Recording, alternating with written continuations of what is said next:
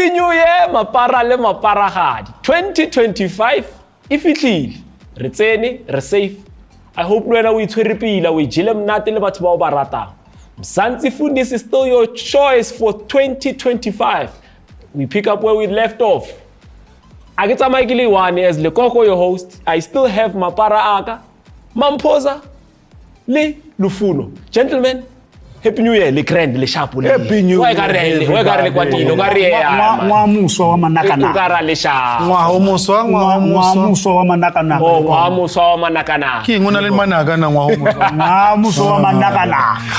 And Lufuno is still continuing down the defender lesson. Retlawa sharp. Gangan. When lessons how to win. But let's get into Bafana Bafana. You know, we've had such a big year, and looking into 2025, it's a year where AFCON is going to be taking place. We're going to have a look at what's happening in the squad, the influence thereof of teams that are surrounding Bafana Bafana and providing players for the national team. Coach Hugo Bruce, who you saw, he missed out on being named as Coach of the Year. Politiki and Raskaditsen.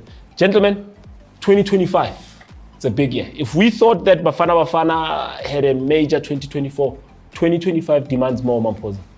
What should be? Cox, in this new year, there's an expectation because what happened last year is that it has now formed the basis of where Bafana Bafana is. They've qualified for AFCON.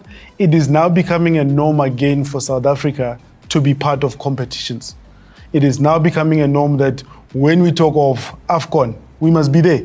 When the focus needs to turn to the World Cup. We need to be able to say, this is where we are. We are a team that's going to participate in the World Cup and be able to go there and be able to make an impact in terms of, as a nation, in terms of how we grow. And Hugo Bruce's mission is very clear. He must get us to the World Cup. And captain is a huge figure in the continent. Attention, Gaufela, now will be on us.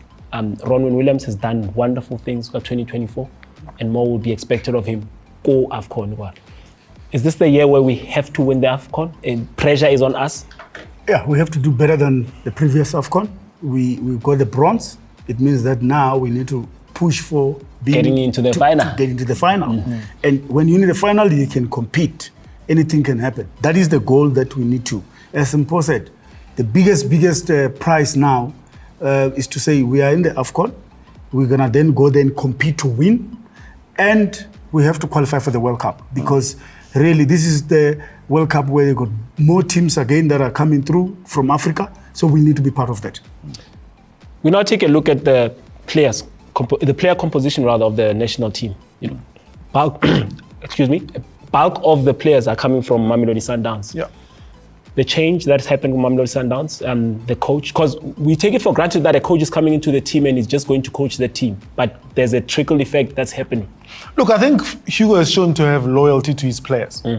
Hugo, I mean, if you remember when the year started in 2024, he didn't want to touch certain players like Tembazwane and everything else until he went to competition with them. And then he got there and they've done well. I mean, Tembazwane was very critical in how Bafana played.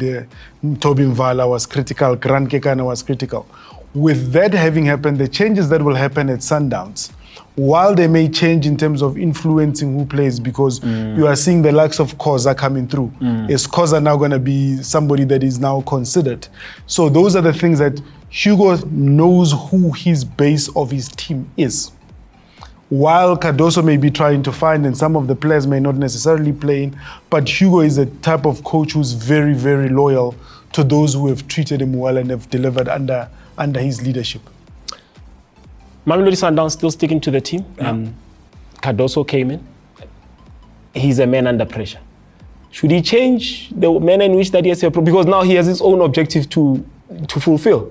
Should he change the manner in which that he's doing? Will Hugo remain loyal to his players, or will that change the outlook of Bafana Bafana completely? Yeah, I think you asked me two questions at the same time, and I think he touched more on how Hugo operates. Hugo really trusts his own soldiers.